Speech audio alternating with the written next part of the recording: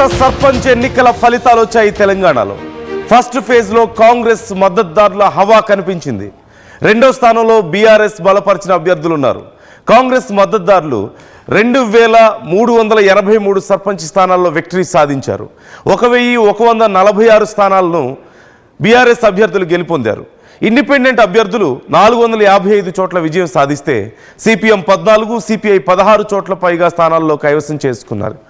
మరోవైపు బీజేపీ అనుకున్నంత స్థాయిలో రాణించలేకపోయిందన్నారు. రాత్రి 2 గంటల వరకు కూడా ఫలితాలు వస్తూనే ఉన్నాయి. చాలా ప్రాంతాల్లో కౌంటింగ్ చాలా లేట్ అయింది. కొన్ని ప్రాంతాల్లో చాలా నెమ్మదిగా జరగడం మనం చూస్తూనే ఉన్నాం. 2 గంటల వరకు కూడా పోలింగ్ ఫలితాలు వస్తూనే ఉన్నాయి. సో ఓవరాల్గా చూస్తే 84.28% పోలింగ్ నమోదైంది. అత్యధికంగా యాదాద్రిలో 92.88% పోలింగ్ నమోదైనట్లుగా మనకు కనిపిస్తోంది. బీజేపీ అనుకున్న స్థాయిలో పర్ఫార్మెన్స్ కనిపించలేదనే చెప్పాలి. మొత్తం 53,57,277 మందికి 45,15,141 మంది ఓటు హక్కును వినియోగించుకున్నటువంటి పరిస్థితి కనిపిస్తోంది. అత్యధికంగా మహిళలు ఉన్నారు. అయితే ఇది కొంత ఇంట్రెస్టింగ్ ఫ్యాక్టర్. అత్యధికంగా మహిళలు 23,15,796 మంది ఓట్లేస్తే పురుషులు మాత్రం 21,99,267 మంది ఓట్లేశారు. ఇక ఇతరులు 78 మంది ఈ పోలింగ్లో పాల్గొన్నట్లుగా తెలుస్తోంది. ఖమ్మం, నల్గొండ, సూర్యాపేటలో 90% పైగా పోలింగ్ నమోదైంది. సో ఓవరాల్గా పంచాయతీ ఎన్నికలు తెలంగాణలో కాంగ్రెస్కి మరొకసారి జోష్నిచ్చాయనే చెప్పాలి. కాంగ్రెస్ అత్యధిక స్థానాలు సంపాదించింది. మరోవైపు బీఆర్ఎస్ అనుకున్న స్థాయిలో కాకపోయినప్పటికీ చాలా చోట్ల మంచి పోటీ ఇవ్వగలిగింది. కానీ బీజేపీ మాత్రం ఇందులో ఎక్కడా పోటీలో కనిపించని పరిస్థితి. ఇతరులు ఇన్ఫ్యాక్ట్ సిపిఎం, సిపిఐ లేదంటే ఇండిపెండెన్స్ వీళ్ళందరూ కలిసి ఇతరులు ఎంత అయితే గెలిచారో అన్నీ కూడా కనీసం బీజేపీ గెలవలేకపోయినటువంటి పరిస్థితి ఇక్కడ కనిపిస్తోంది. సో ఓవరాల్గా డీటెయిల్స్ తెలుసుకుందాం మనం. మధు జాయిన్ అవుతున్నారు మా ప్రతినిధి. మధు, పంచాయతీ ఎన్నికల్లో కాంగ్రెస్ హవా మనకి క్లియర్గా కనిపిస్తుంది. మరికొద్ది క్షణాల్లో మధు మనకి అందుబాటులో రాబోతున్నారు. మొత్తం మీద కాంగ్రెస్కి ఇది చాలా మంచి జోష్ ఇచ్చేటువంటి పరిణామంగానే చూడాలి. నెక్స్ట్, మాది మంత్రి మండలం ఉప్పట్ల గ్రామం. నా పేరు కాశిపేట బాపు, మా అమ్మ కాశిపేట వెంకటమ్మ. జనరల్ మహిళ ఉప్పట్ల గ్రామ పంచాయతీ ఎన్నికల్లో రిజర్వేషన్ జనరల్ మహిళ అవడంతో చాలా మంది ఒక 5-6 మా మిత్రులు నామినేషన్లు వేసిండ్రు. కానీ పోయినసారి నేను స్వల్ప మెజారిటీతో ఓడిపోయినందుకు నాకు ఒక్కనికే మద్దతు తెలిపి ఈరోజు మా అమ్మను భారీ మెజారిటీతో గెలిపించేదానికి పూర్తి సహకారం మా అన్నలది ఉన్నది. వారికి నేను జీవితాంతం రుణపడి ఉంటా. మా అమ్మ కాశిపేట వెంకటమ్మకు ఈ ఉప్పట్ల 50 ఏళ్ల చరిత్రలే ఎవరికి కూడా రాని మెజారిటీ 500 పైచిలకు మెజారిటీ ఈ గ్రామ ప్రజలు ఇచ్చినందుకు వాళ్లకు జీవితాంతం రుణపడి ఉంటాం. గ్రామ అభివృద్ధి విషయంలో ఎక్కడ కూడా వెనక్కి తగ్గకుండా ప్రతి సమస్యను ముందుండి పరిష్కరిస్తామని ఈ సందర్భమే గ్రామ ప్రజలకు తెలియజేస్తూ ఈ రోజు ఇంత మెజార్టీ ఇచ్చి మా అమ్మను గెలిపించిన ఉప్పట్ల గ్రామ ప్రజలకు. సార్, నా పేరు కాశిపేట వెంకటమ్మ. నేను సర్పంచ్ గా నిలబడ్డా. నా వాళ్ళందరూ నన్ను ఎన్నుకొని నన్ను నిలబెట్టింది, గెలిపించాను. సార్, నా పేరు కాశిపేట వెంకటమ్మ. నేను సర్పంచ్ గా నిలబడ్డా. నా వాళ్ళందరూ నన్ను ఎన్నుకొని నన్ను నిలబెట్టింది, గెలిపించాను. సో మనం చూస్తున్నాం చాలా ఇంట్రెస్టింగ్ విషయాలు ఈ ఎన్నికల్లో జరిగాయి. విదేశాల నుంచి వచ్చినటువంటి కొడుకులు తల్లులను గెలిపించడం, అతిపెద్ద వయసు ఉన్నటువంటి మహిళలు ఇప్పుడు మీరు చూశారు, పెద్ద వయసు ఉన్నటువంటి మహిళలు కూడా ఈ ఎన్నికల్లో పోటీ చేయడం, తల్లి కూతుర్ల మధ్యలో కూడా పోటీ జరగడం, అందులో కూతురు విజయం సాధించడం, ఇలా ఎన్నో ఉన్నాయి. ఇక ఏకగ్రీవాలు మనం చూసాం. వేలం పాటలు పాడి మరీ ఏకగ్రీవాలు చేసుకున్నారు. ఊర్లో గుళ్ళు కట్టిస్తామని కొంతమంది, రోడ్లు వేయిస్తామని కొంతమంది డబ్బులు ఇస్తామని చెప్పేసి ప్రామిస్ చేసిన వాళ్ళు, ఇలా రకరకాల ప్రామిస్లతో ఏకగ్రీవాలు చేసుకున్న వాళ్ళు కూడా చాలామంది మనకు కనిపిస్తున్నారు.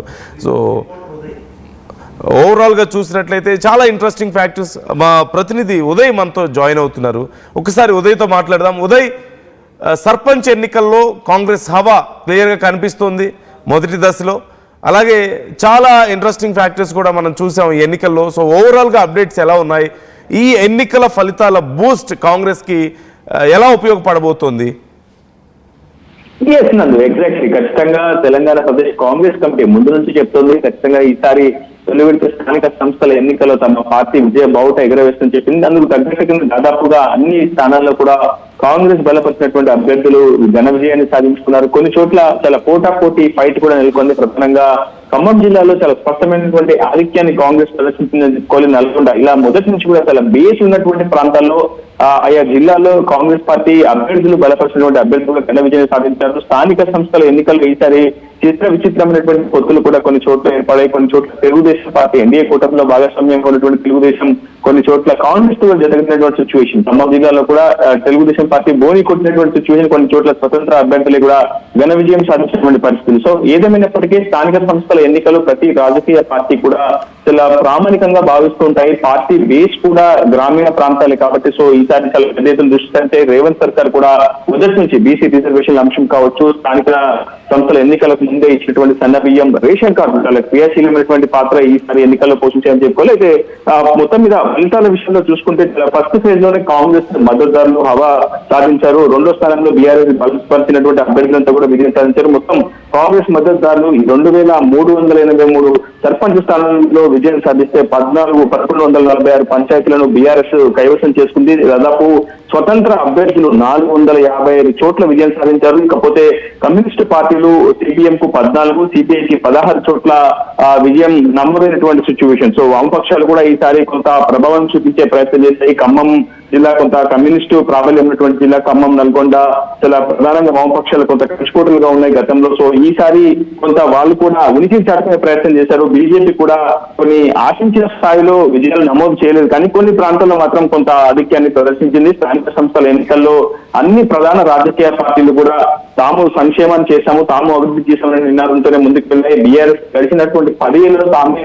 పంచాయతీలను అభివృద్ధి చేశాము, స్థానిక సంస్థలకు పెద్ద ఎత్తున నిధులు వెచ్చించామని చెప్తే గడిచినటువంటి 10 ఏళ్లలో ఏం చేయలేదు బీఆర్ఎస్ అంటూ కూడా అటు కాంగ్రెస్ కూడా పూర్తి స్థాయిలో విమర్శనలు గుర్తిస్తూ ప్రచారాన్ని పునరుద్ధరించినటువంటి పరిస్థితి. ఏదేమైనప్పటికీ బీఆర్ఎస్ మాత్రం తాము ప్రతిపక్ష స్థాయిలో ఉన్నా కానీ ప్రస్తుతం ఈ స్థాయిలో ఆటంకాలు, వైఫల్యాలు, అదేవిధంగా తమను అక్రమ నిబంధనలకు గుర్తించిన కానీ తాము అటు అధికార పార్టీ అరాచకాలకు ఎదురుండి మరి తాము ఈ స్థాయి విజయాలను సాధించామని చెప్పి ప్రస్తుతం బీఆర్ఎస్ కూడా చెప్పినటువంటి ప్రశ్న. గత కొద్దిసేపు క్రితం మహేష్ కుమార్ గౌడ్ కాంగ్రెస్ తెలంగాణ రాష్ట్ర వ్యవసాయగా ఉన్నటువంటి అతను కూడా స్పష్టంగా చెప్పారు, తమ సంక్షేమ పథకాలే తమకు బ్రహ్మాస్త్రాలు, అదే తమను గెలిపించాయి, ఈ స్థాయిలో ఆధిక్యాన్ని ప్రదర్శించడానికి కారణం ఆ సంక్షేమ పథకాలే అంటూ కూడా స్పష్టంగా చెప్పడం జరిగింది. ఏదేమైనప్పటికీ అటు బీజేపీ మాత్రం 200 లోపు స్థానాలకు మాత్రమే పరిమితమైంది. మనం చూస్తున్నాం బీజేపీ రాష్ట్ర అధ్యక్షుడిగా ఎన్ రామచంద్రరావు బాధ్యతలు స్వీకరించిన తర్వాత చాలా పెద్ద ఎత్తున గతంలో ఎన్నడూ లేని విధంగా అన్ని స్థానాల్లో పోటీ చేస్తుంది బీజేపీ అని కూడా చాలా స్పష్టంగా ఆయన చెప్పారు. దాదాపు అన్ని స్థానాల్లో పోటీకి కూడా అభ్యర్థులను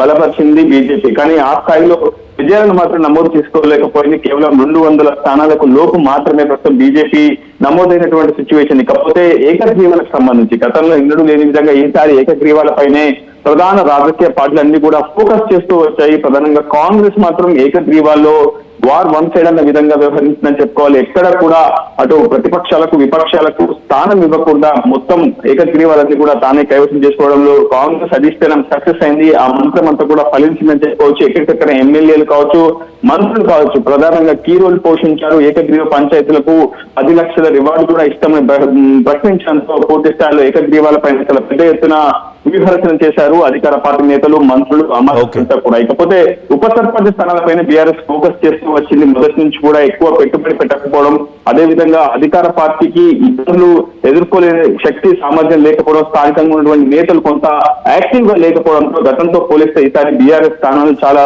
విపరీతంగా పడిపోయినటువంటి సిచ్యువేషన్. సో ఈసారి సగం స్థానాలకే ప్రస్తుతం బీఆర్ఎస్ పరిమితమైనట్లే, మరోవైపు ఆధిక్యతను ప్రదర్శిస్తూ కాంగ్రెస్ బలపరిచిన అభ్యర్థులు మాత్రం విజయడంగా మోగించారు స్థానిక సంస్థల ఎన్నికల్లో. నందు right. Thank you Uday, thanks for the details. మొత్తం మీద కాంగ్రెస్ విజయ దుందుభి మనకు కనిపిస్తుంది. బీఆర్ఎస్ కొన్ని చోట్ల మంచి పోటీ ఇవ్వగలిగింది, బీజేపీ మాత్రం ఎక్కడ పోటీలో పెద్దగా కనిపించని పరిస్థితి మనకు కనిపిస్తుంది. అక్కడక్కడ సిపిఐ సిపిఎం కూడా కొన్ని స్థానాలను 10 సంఖ్యలో స్థానాలను సాధించగలిగినటువంటి పరిస్థితి కనిపిస్తుంది. సో ఓవరాల్గా తమ సంక్షేమ పథకాలు, తమ పార్టీ పనితీరే తమల్ని గెలిపించింది, ఇంత గొప్ప గెలుపు దిశగా తీసుకువెళ్ళింది అంటూ కాంగ్రెస్ భావిస్తుంది. సో మొదటి దశ ఫలితాలు ఖచ్చితంగా రాబోతున్నటువంటి దశల్లో మరింత ఇంపాక్ట్ చూపించే అవకాశం కనిపిస్తోంది. సహజంగా అధికారంలో ఉండడం అనేది కలిసి వచ్చే అంశమే, కానీ మొదటి దశలో ఇంత మంచి ఫలితాలు రావడం, కాంగ్రెస్కి అనుకూలంగా రావడం అనేది నెక్స్ట్ జరగబోతున్నటువంటి దశల మీద ఖచ్చితంగా ఇంపాక్ట్ చూపించే అవకాశం కనిపిస్తుంది. సో వచ్చిన ఫలితాల మీద మీ అభిప్రాయం ఏంటి? కాంగ్రెస్కి ఇంత మంచి ఫలితం రావడానికి రీజన్ ఏంటని మీరు అనుకుంటున్నారు? మరి అసలు బీఆర్ఎస్ అనుకున్న స్థాయిలో విజయం సాధించకపోవడానికైనా రాణించలేకపోవడానికి కారణం ఏంటి? అసలు బీజేపీ ఎక్కడా పోటీలో కనిపించలేకపోవడానికి కారణం ఏంటి? సమస్య ఎక్కడ వస్తుంది బీజేపీలో? కామెంట్ చేయండి, మీ అభిప్రాయాలు కూడా మాతో పంచుకోండి. ఒకప్పుడు హైటెక్ సిటీ దగ్గర తక్కువ ధరలో ప్లాట్లు కొనుక్కుని బాగుపడ్డారు.